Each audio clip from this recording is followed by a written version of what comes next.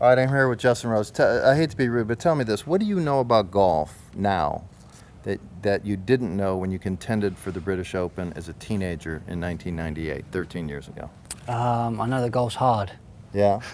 As a kid, you're out there, there's no pressure, you're winging it, so to speak. The weird thing is I know a lot more now than I did then, which makes the game harder, if that makes any sense. I feel like for me, dropping baggage or getting rid of baggage is the key for me to playing well. If that stuff's rattling around in your head, you forget the core principles of just going out and enjoying your golf. And I think, whenever I can bring it back to the simplest form of, it's a game, I love to play it, I'm passionate about it, that's when my best comes out. I've won with many swing thoughts, but no doubt the game feels better, it feels easier, it feels more enjoyable when you've got one or two very simple things.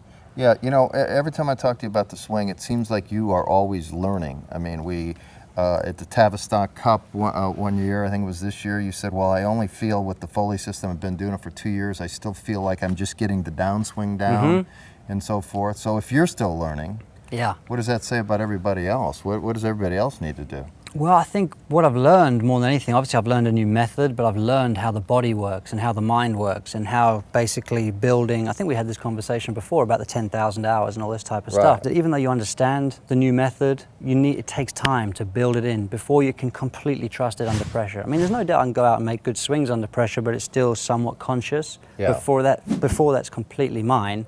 It's going to take some time. Now, you've been a pro now for what, 13 or so years. What player in golf would you want as your next door neighbor?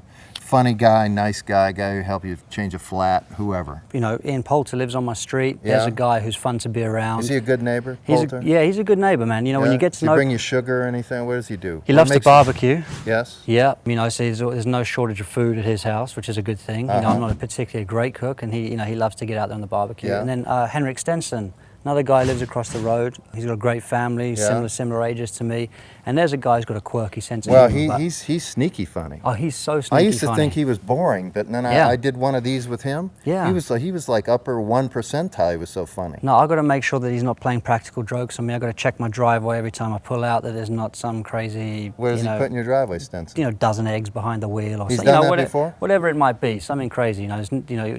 Anything's expected from him. Golf goes to some third world countries where opulence and abject poverty are a block apart. You see it in Morocco, you see it in Jamaica, you see it in Bangkok, you see it a lot of places that you've been. What is the most impactful perspective check you have had, living the good life, and you see the other side? Probably in India I stayed in the Ritz-Carlton, got in late at night, checked in, kind of thought, well, this is kind of nice. Yeah. 30-minute ride out to the golf course the next day in a S-Class Mercedes, rolling out to the course, and within a minute I was like, wow, obviously I'd been traveling a lot, but this was a real eye-opener, just all modes of transport. There's kids on bikes, there's cows in the street, there's people doing all sorts of things you don't even want to know in the street. But the worst bit is like the beggars coming up to the window and you just kind of, you just want to help, but the guy sitting in the front seat's like, no, you can't, and it's like, but why? Why can't you help? It seems a tough situation, and I heard a statistic once that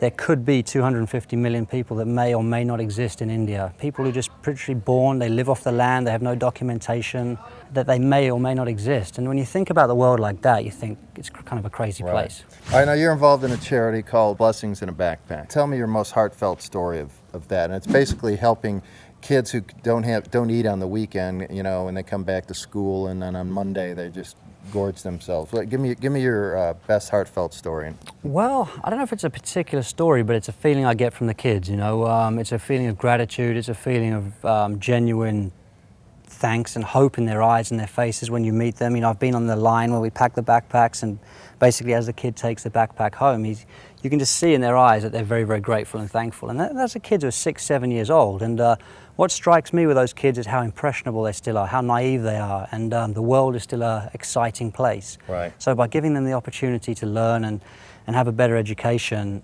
they are still, the world is their oyster. They can still achieve anything they want, but let it go on another 3, 4 years of them kind of, I guess, living in that situation. Suddenly you become a bit hardened to the world, you become a bit cynical, and then therefore those barriers are harder to break down. So for me, what the Blessings in a Backpack does and the age group it focuses on, it just, hopefully it makes a big difference to a lot of kids, but certainly it's definitely going to make a big difference to a select few kids who just, they learn better and they realize they have a dream. And just to keep going, if you don't mind, we took that one select group of kids from Grand Avenue Elementary, and outside of the program, we just wanted to get to know the kids, which I think was really important. And we just took them down to the beach. Okay. Their head teacher said, you know, it's tough to teach these kids principles like the vastity of the ocean and space and stuff like that, because they will never experience it. I'm like, well, these kids live 40 minutes from the beach and they're never going to go. You know, that was kind of mind-boggling. So we threw them on a bus, had a great time with them down at the beach, got to hang out with them and just did some activities. You know, they swung a golf club for the first time, or they dipped their toe in the water, or, you know,